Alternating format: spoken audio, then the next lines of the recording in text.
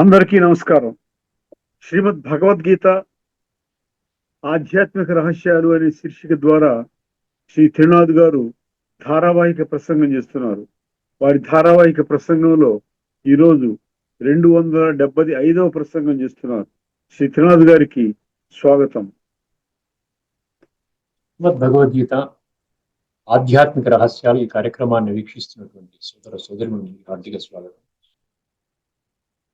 శ్రీమద్ భగవద్గీత ఈ యొక్క ఆధ్యాత్మిక రహస్యాలు తెలుసుకోవడం వలన మన జీవితము 3 పువ్వులు 6 కాయలుగా తయారవుతుంది. ఈ విధంగా తయారు చేసుకోవడానికి వేరే మార్గం లేదు. ఇప్పటి వరకు మనం ఏ మార్గంలో అయితే నడుస్తున్నామో ఆ మార్గం ద్వారా మన జీవితాన్ని ఏ విధంగా సర్వాంగ సుందరంగా తయారు చేసుకోవాలో మనం అర్థం చేసుకోలేకపోయాం. అందుకనే భగవంతుడే స్వయముగా భగవాను వాచ విశ్వములో ఈ భూమండలంపై ఉన్నటువంటి ఏ ఇతర మనుషులకు అందుబాటులో ఉన్నటువంటి ఏ ధార్మిక గ్రంథం అనండి, ఆధ్యాత్మికం అనండి, ఏదైనా అనండి, ఏ గ్రంథంలో కూడా మనకి ఈ రహస్యాలు మనకి అందుబాటులో లేవు. అర్థమైందండి. శ్రీమద్ భగవద్గీత ఒకటే ఏకైక గ్రంథము, సర్వశాస్త్రమయి శిరోమణి, సర్వశాస్త్రాలకి తల్లి లాంటి శాస్త్రము. అదేవిధంగా శిరోధార్యము, మన జీవితంలో అనుభవం చేయవలసినటువంటి శాస్త్రము. ఈ భగవంతుడు మనకు చెప్తున్నారు. 574 శ్లోకాల ఆధారంగా విశ్వ వర్తమానములోని 850 కోట్ల మనుషుల యొక్క జీవితాన్ని సమూలంగా పరివర్తన చేసే దిశగా భగవంతుడు ఈ యొక్క జ్ఞానాన్ని అందిస్తున్నాడు. అందుకనే భగవద్గీతలో ఏ ఒక్క శ్లోకం తీసుకున్నా, ఏ ఒక్క పంక్తి తీసుకున్నా, ఏ ఒక్క శబ్దం తీసుకున్నా అది విశ్వాత్మలందరికీ సంబంధించినది అన్న విషయం స్పష్టమవుతుంది. అర్థమైందండి. ఇది కొంచెం ముందు మాటగా. తర్వాత మనం ఆధ్యాత్మికము ధార్మికము ఈ రెండింటి మధ్య ఉన్నటువంటి తేడాలని మనము సుమారు 60 ఎపిసోడ్స్ నుంచి మనం చర్చించుకుంటూ వస్తున్నాం. ఈ ఎపిసోడ్లో కూడా మరొక అంశాన్ని నేను టచ్ చేయబోతున్నాను.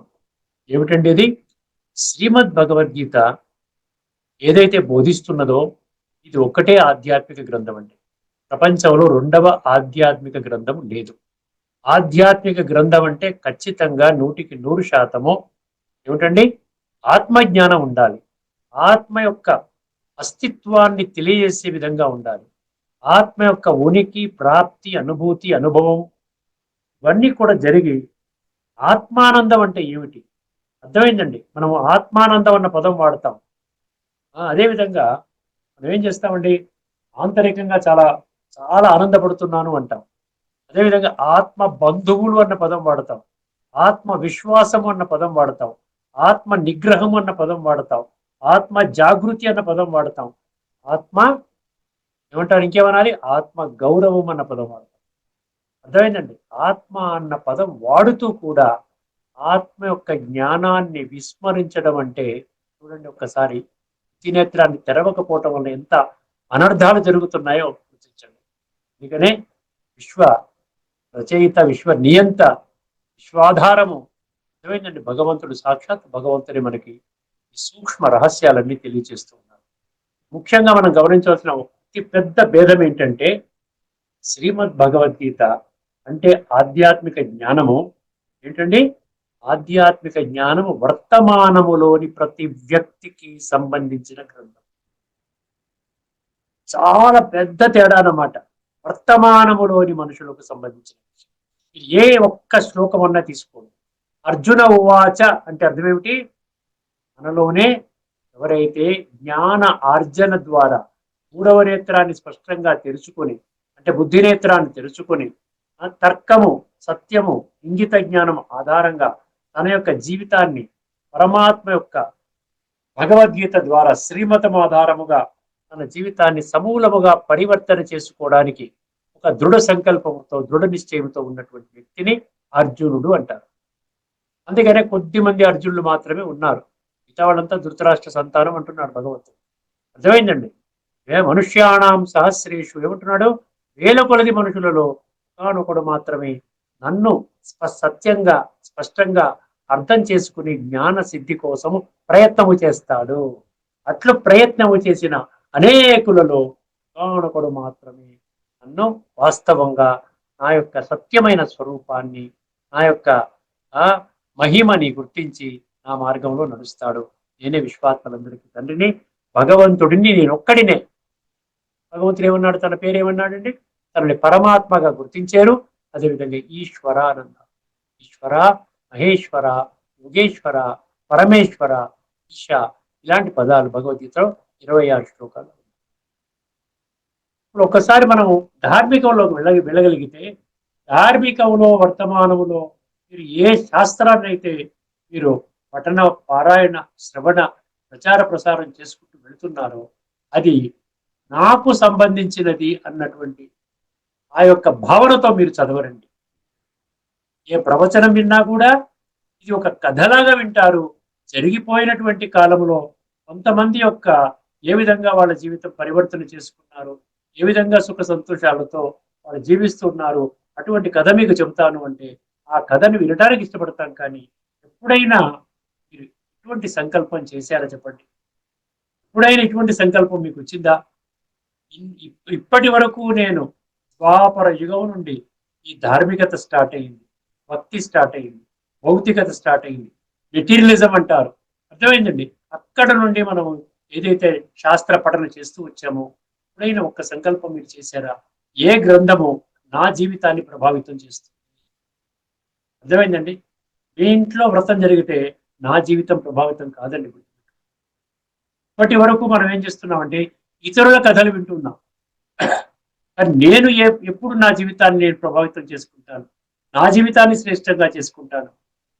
ఎందుకంటే మానవ శరీరము, మానవ జన్మ అనేది శాశ్వతం కాదు. మానవ శరీరం అనేది శాశ్వతం కాదు. కొద్ది రోజులు మాత్రమే ఉంటుంది. ఎప్పుడు వెళ్ళిపోతుందో, ఎప్పుడు ఉంటుందో, ఎంతవరకు ఉంటుందో కూడా తెలియదు. అటువంటి అనిశ్చితమైనటువంటి పరిస్థితిలో నిశ్చితమైనటువంటి జ్ఞానము, నా జీవితాన్ని సమూలంగా ఉద్ధరించే జ్ఞానము ఏదైనా ఉన్నదా? ఎప్పుడైనా ఈ ప్రశ్న మీకు మీరు వేసుకున్నారా? అందుకనే చూసారా, ధార్మిక జగత్తులో వ్యక్తి యొక్క పరివర్తన ఎందుకు అవ్వటం లేదంటే ఇది కారణం. నేనెందుకు పరివర్తన కావడం లేదు? నేను ఏ విధంగా కావటం లేదో ఈ భూమండలంపై ఉన్న 850 కోట్ల మంది మనుషులు వర్తమాన సమాజంలో అందరూ అలాగే అనుకుంటున్నారు. అర్థమైందండి. మీరు ఏ ధర్మం వాళ్ళైనా తీసుకోండి, వాళ్ళు కేవలము వాళ్ళు చదువుతున్నారు, కానీ ఆ చదివిన దాంట్లో ఏమిటి సారం, ఏమిటి నా జీవితాన్ని ప్రభావితం చేసేటువంటి విషయం ఏమన్నా ఉందా? దాని నుండి నేను పాఠం నేర్చుకొని నా జీవితాన్ని ముందుకు ఎలా తీసుకొని వెళ్తానో అన్న విషయం ఎప్పుడైనా ఆలోచించారా? అర్థమైందండి. ఇది అన్నమాట ముఖ్యమైన విషయం ఏంటండి, ధార్మికత నా కొరకు కాదు. అర్థమైందండి. నా జీవితాన్ని పరివర్తన చేసే విధంగా కాదు, నా యొక్క ఆత్మ యొక్క జ్ఞానాన్ని తెలిపేది కాదు. ఆత్మలో జన్మ జన్మలుగా నేను చేసినటువంటి ఈ యొక్క దుష్ట కర్మల ఫలితముగా ఆత్మలో పేరుకుపోయిన ఈ యొక్క తమో ప్రధాన సంస్కారాలని సతో ప్రధాన సంస్కారాలుగా తయారు చేసేటువంటి జ్ఞానము ఇప్పటి వరకు నాకు ధార్మిక జగత్తులో దొరకలేదు. భలే ఎంతో మంది వేల సంఖ్యలో విశిష్టమైనటువంటి ప్రవచనకారుల ద్వారా కూడా నాకు అర్థం కాలేదు నేను ఏ విధంగా నా జీవితాన్ని పరివర్తన చేసుకోవాలి. అర్థమైందండి. సో ఆధ్యాత్మికతకి ధార్మికత చూసారా, భూమికి ఆకాశానికి ఉన్నంత తేడా ఉంది, రాత్రికి పగలుకున్నంత. ఆ రెండు ఒకటి అనుకోవటం అనేది మూర్ఖత్వము, మూఢత్వము, అంధవిశ్వాసముతో కూడుకున్నటువంటి విధానము అని అర్థం చేసుకోండి. ఆధ్యాత్మికత 100% నా జీవితాన్ని ప్రభావితం చేస్తుంది. ఇది 100% ఇతరుల జీవితం, ఇతరుల సక్సెస్ స్టోరీస్ మనం వింటున్నాం. నా జీవితాన్ని ఎక్కడ టచ్ చేయటం లేదు. నన్ను పరివర్తన చేసుకోమని ఏదో మామూలుగా ఏదో ఇతరులకు చెప్పినట్టుగా చెప్తున్నారు, కానీ డైరెక్ట్ గా ఇది నీకు వర్తిస్తుంది.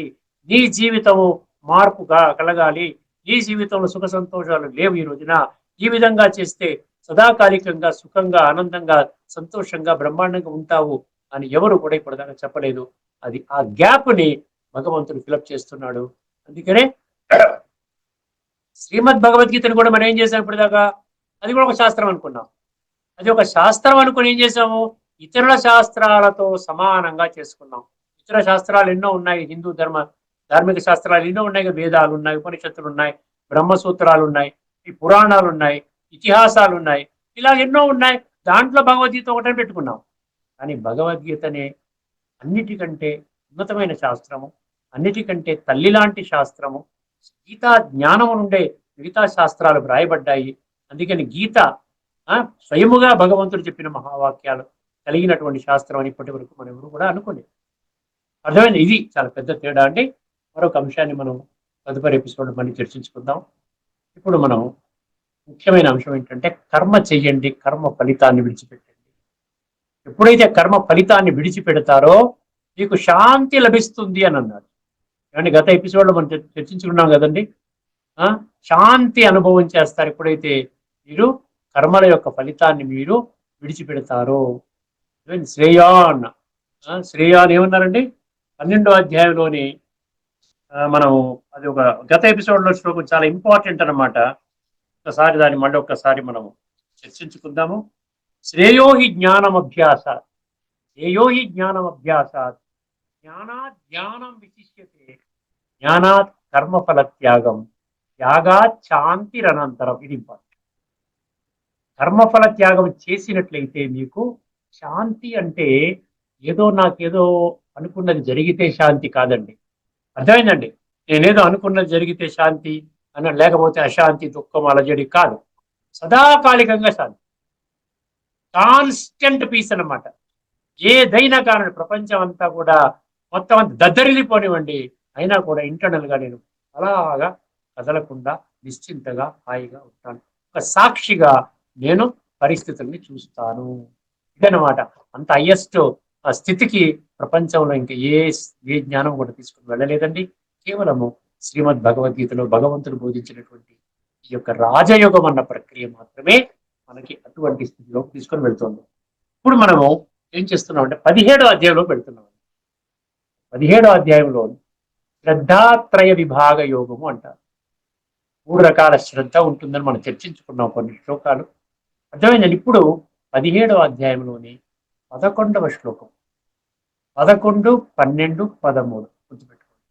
భగవంతుడు చాలా ప్రక్రియలు ఏవైతే ఉన్నాయో చాలా విషయాల్ని 3 కోణాల్లో చర్చిస్తూ ఉన్నారు. ఏమిటండి? సాత్విక, రాజసిక, తామసిక. దాన్ని సింపుల్ గా చెప్పుకోవాలంటే ఉత్తమ, మధ్యమ, కనిష్ట. అర్థమైందండి? ఇప్పుడు మనం ఆ విధంగానే కొన్ని చర్చించుకున్నాం. ఉత్తమ సాత్విక కర్మ అంటే ఏంటి, కర్త అంటే ఏమిటి, సాత్విక సుఖం అంటే ఏమిటి. అర్థమైందండి? అదే కొన్ని విషయాలు మనం తెలుసుకున్నాం. సాత్విక ధృతి తెలుసుకున్నాం, అదే సాత్విక బుద్ధి తెలుసుకున్నాం, సాత్విక జ్ఞానం తెలుసుకున్నాం, సాత్విక, రాజసిక, తామసిక. ఇప్పుడు ఎందుకు చెప్తున్నాడు భగవంతుడు చెప్పండి ఒకసారి.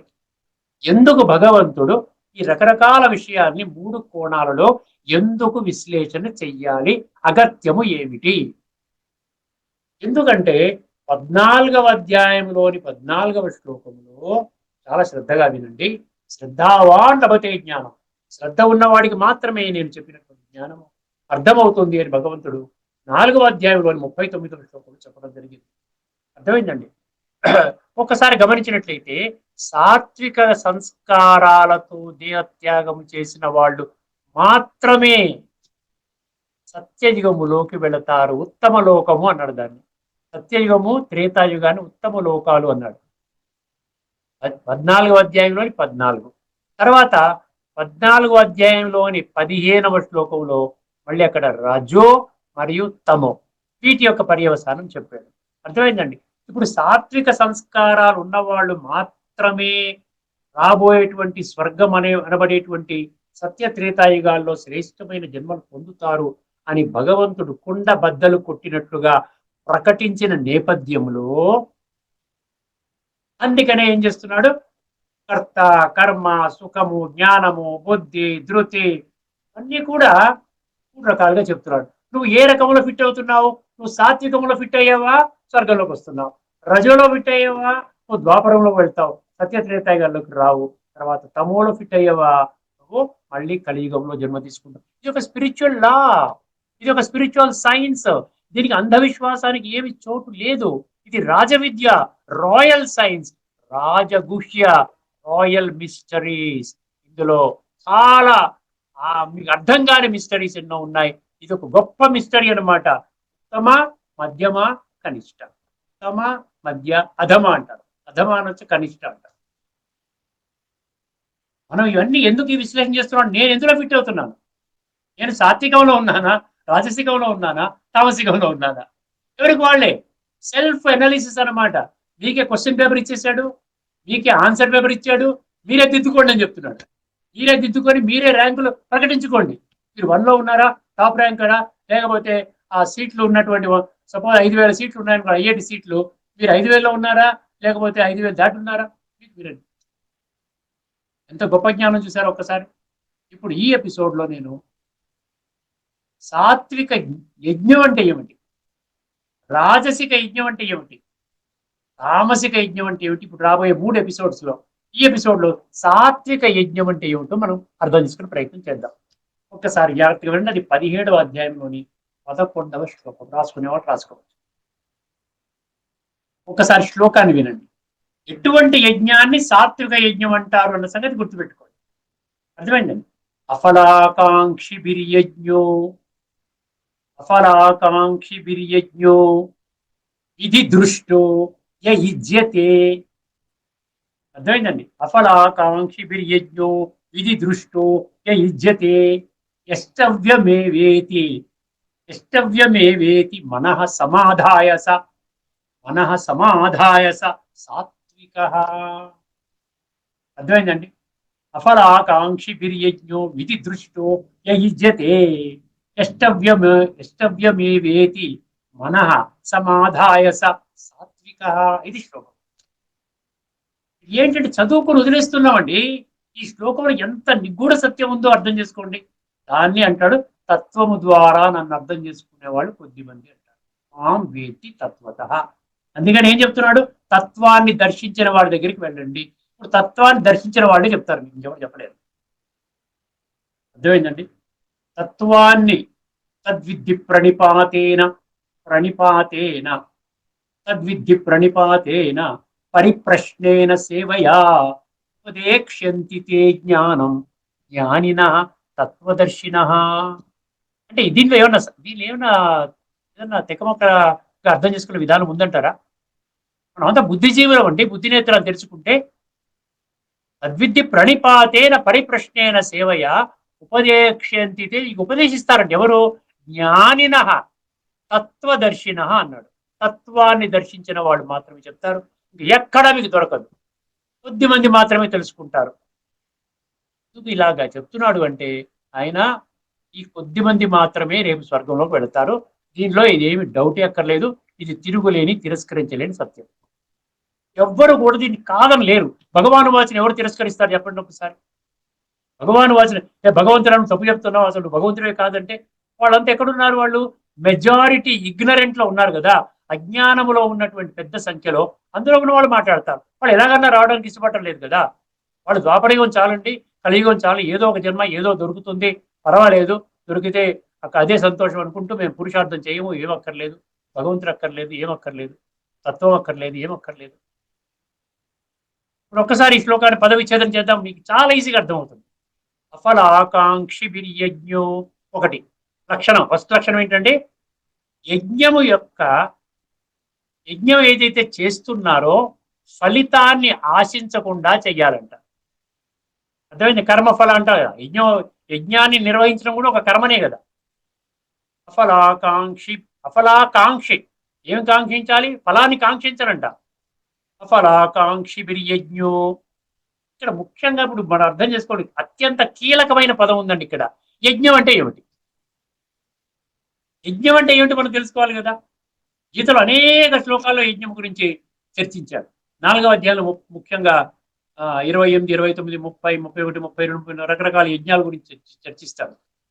మళ్ళీ 3వ అధ్యాయంలో 9వ శ్లోకంలో ఏమంటాడు? యజ్ఞం కొరకు చేసిన కర్మ మాత్రమే నిన్ను బంధించదు, ఇది కాకుండా ఏ కర్మ చేసినా బంధిస్తుంది.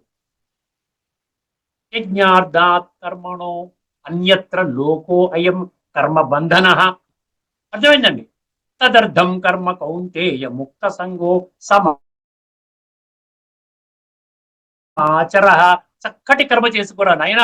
ఇప్పుడు భగవంతుడు ఒక యజ్ఞాన్ని స్థాపన చేశాడు. యజ్ఞం ఏంటంటే రాజస్వ అశ్వమేధ అవినాశి రుద్ర గీతా జ్ఞాన యజ్ఞం. గీతా జ్ఞాన యజ్ఞము 574 శ్లోకాలు భగవాను వాచ, భగవంతుని యొక్క మార్గదర్శక సూత్రాలు ఇక్కడ ఇందులోనే మనకు లభిస్తాయి. ఇది ఒక జ్ఞాన యజ్ఞము. ఇది స్థూల యజ్ఞము కాదు. మనము భావిస్తున్నట్టు ఇది స్థూల యజ్ఞము కాదు. స్థూల యజ్ఞం అంటే మనం ఏం చేస్తున్నాం? మామూలుగా స్థూలమైన వస్తువులు మనము ఆ హోమకుండము తయారు చేసి అందులో స్థూలమైన వస్తువులు వేస్తున్నాము.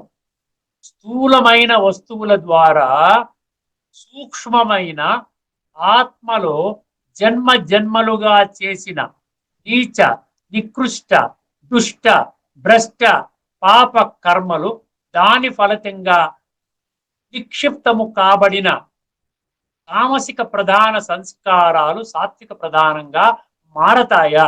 మారకపోయినట్లయితే, సాత్వికంగానే మారకపోయినట్లయితే నేను రాబోయేటువంటి సత్యయుగంలోకి నేను నో ఎంట్రీ. అసలు మీరు ఊహించుకోనవసరం లేదు. కేవలం స్వర్గంలో వెళ్ళిపోతాము, చనిపోతే స్వర్గస్థులైనారు కాదు. స్వర్గానికి వెళ్ళడానికి కేవలం చనిపోవడమే కారణం కాదండి. సంస్కార పరివర్తన.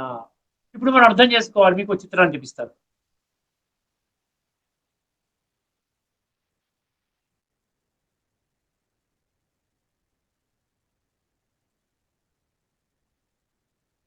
మీకు ఈ చిత్రాన్ని చూపిస్తాను.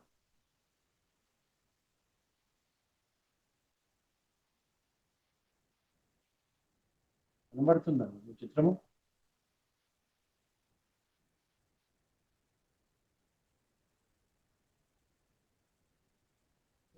కనబడుతుంది కదండి.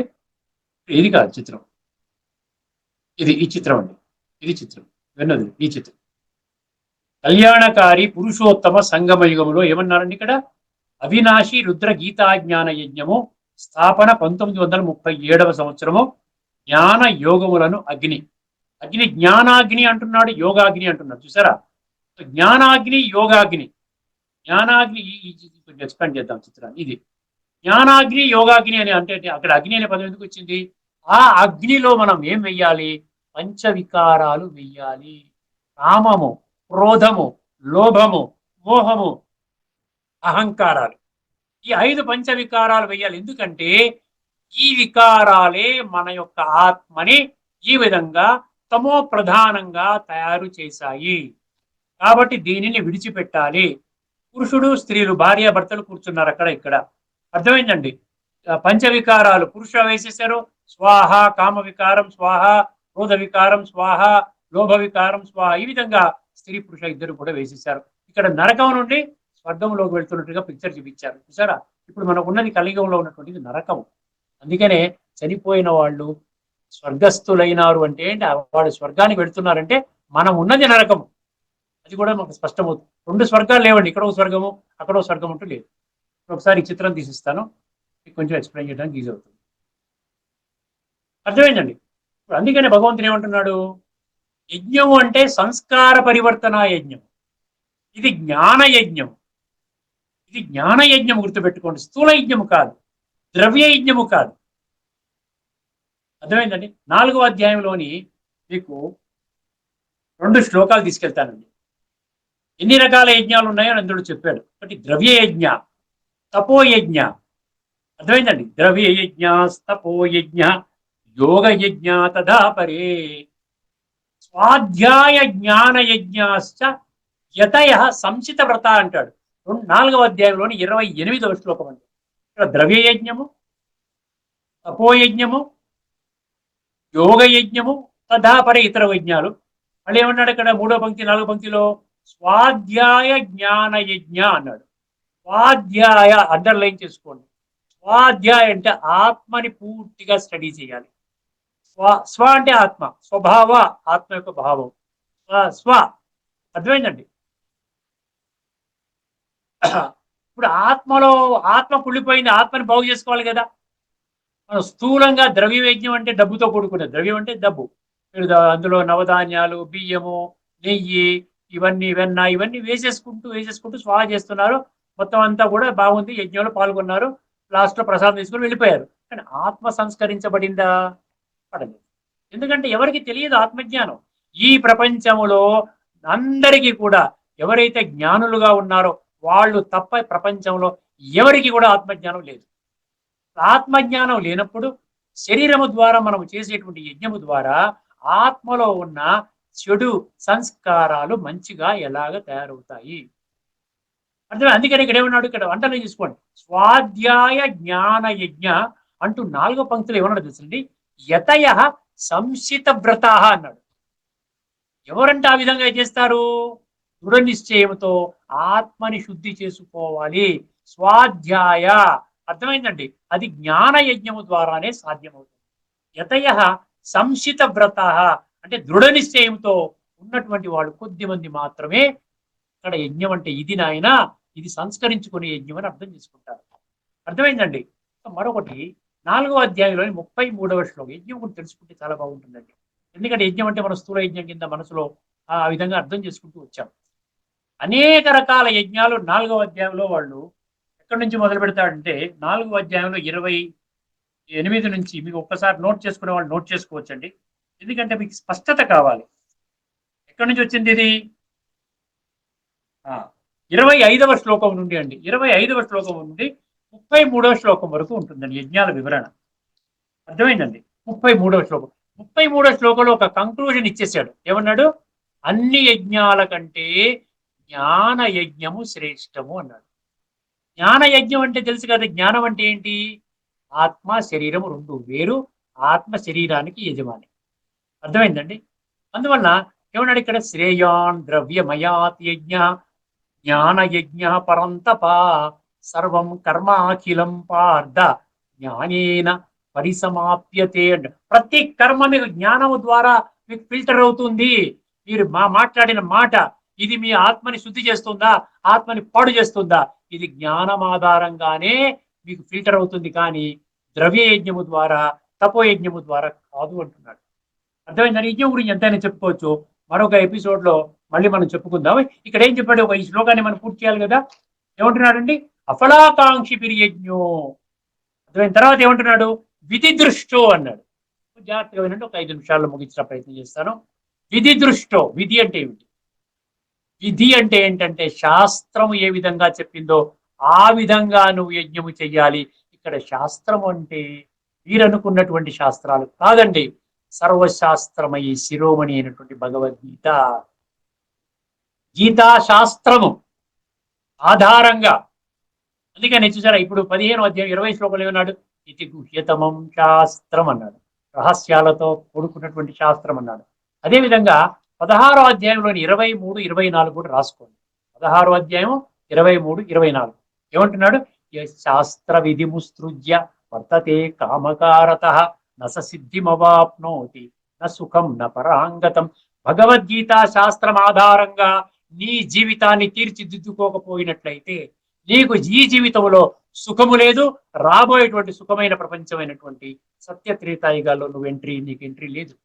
అద్భుతంగా చెప్పాడండి. తస్మాత్ శాస్త్రం ప్రమాణం తే కార్యాకార్య వ్యవస్థితౌ. అర్థమైందండి. జ్ఞాత్వా శాస్త్ర విధానోక్తం కర్మ కర్తుమిహార్హసి. నువ్వు కేవలము గీతా శాస్త్రం ఆధారంగానే నీ కర్మలను మలచుకోవాలి. ఇప్పటి వరకు అనేక శాస్త్రాలు, అనేక యజ్ఞాలు ఈ విధంగా చేసేవు. నీ యొక్క ఆత్మ సంస్కరించబడిందా, ప్రపంచం పరివర్తన జరిగిందా, కొట్టుకోవడం మానిందా, ఒకరి పట్ల ఒకరు ద్వేషభావంతో ఉండడం మానిందా, ఇంకా రోజు రోజుకి కూడా చరిత్రవంతుల కంటే చరిత్రహీనులు పెరుగుతున్నారంటే ఇన్ని రకాల యజ్ఞాల ద్వారా, ఇన్ని రకాల తపస్సుల ద్వారా, ఇన్ని రకాల ఈ విధంగా చేసినటువంటి కార్యక్రమాల ద్వారా, శాస్త్రాల ద్వారా ఏమైనా బాగుపడ్డావా? అందుకనే భగవంతుడు అంటున్నాడు, నేను చెప్పినటువంటి ఏకైక గ్రంథము భగవద్గీత అంటున్నాడు. అర్థం, విధి దృష్టో అర్థమైంది కదా. ఇప్పుడు విధి దృష్టో అర్థం, అఫలాకాంక్షి బిర్యజ్ఞో విధి దృష్టో, రెండవది అర్థమైంది కదండి. తర్వాత ఏమన్నాడు, విధి దృష్టో తర్వాత విధి దృష్టో ఇజ్జతే. ఇజ్జతే అంటే ఈ యొక్క యజ్ఞాన్ని విధిపూర్వకంగా, అంటే శ్రీమద్ భగవద్గీతలో ఆధ్యాత్మిక జ్ఞానం ఆధారంగా, అంటే స్వయాన్ని ఆత్మగా అర్థం చేసుకొని పరమాత్మతో మన యొక్క బుద్ధి యోగాన్ని జోడించి అప్పుడు ఆత్మ పరమాత్మ సంయోగం ద్వారా పరమాత్మ యొక్క శక్తులు, గుణాలు ఆత్మలో ప్రవేశించి ఆత్మలో ఉన్న చీడ, ఆ యొక్క తుప్పు మురికి వదిలి అది సాత్వికంగా తయారవుతుంది. నిన్ను స్వర్గంలోకి తీసుకుని వెళ్ళి అర్హులుగా తయారు చేస్తుంది. అది విధి దృష్టో యజ్జతే. తర్వాత ఏమన్నాడు, ఎష్టవ్యమేవేతి మనః సమాధాయ మనః సమాధాయ సాత్విక అన్నాడు. ఇష్టవ్యమేవేతి మనః సమాధాయ అంటే అర్థం ఏంటి? అది ఒకసారి పదాన్ని చెప్తే క్లోజ్ అయిపోతాను. అర్థమైందండి? ఇది ఇష్టపూర్వకంగా చెయ్యాలి, దృఢ నిశ్చయంతో చెయ్యాలి, సంశయ రహితంగా చెయ్యాలి. ఈ యజ్ఞమే నా జీవితాన్ని సమూలంగా పరివర్తన చేస్తుంది. ఈ యజ్ఞము తప్ప ప్రపంచంలో ఇంకొక యజ్ఞం అంటూ లేదు అని దృఢ నిశ్చయంతో, ఒక స్ట్రాంగ్ డిటర్మినేషన్తో, ఒక సింగిల్ మైండెడ్ డివోషన్తో మనం ఈ యజ్ఞాన్ని నిర్వర్తించాలి. దాన్ని అటువంటి యజ్ఞం కానీ నీవు నిర్వర్తించినట్లయితే నీవు ఆ యజ్ఞాన్ని సాత్విక యజ్ఞం అంటారు. సఫలాకాంక్షి బిర్యజ్ఞో విధి దృష్టో, రెండవది అర్థమైందండి.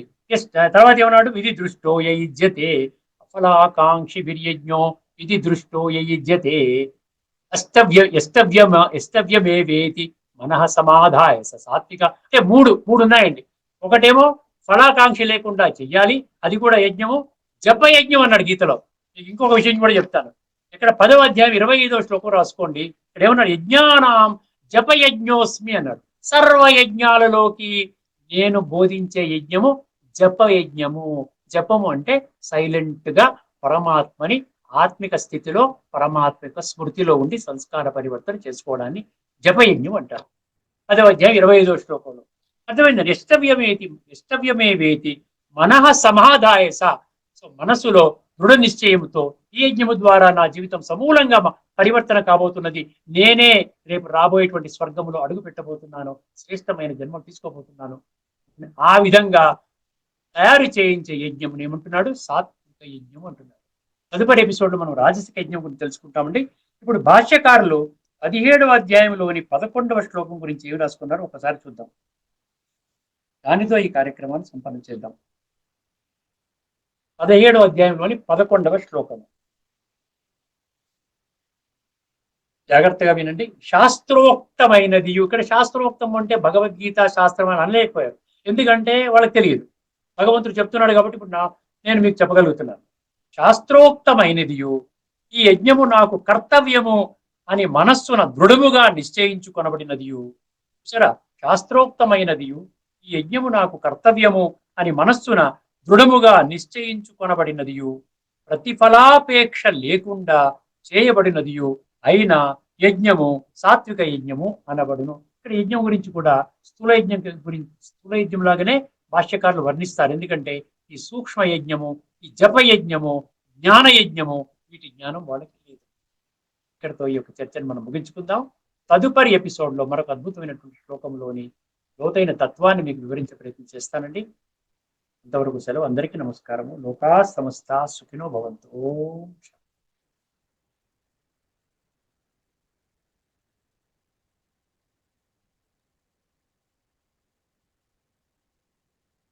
శ్రీమద్ భగవద్గీత ఆధ్యాత్మిక రహస్యాల తాత్వికతను సవివరంగా విశ్లేషించిన శ్రీ త్రినాథ్ గారికి ధన్యవాదాలు.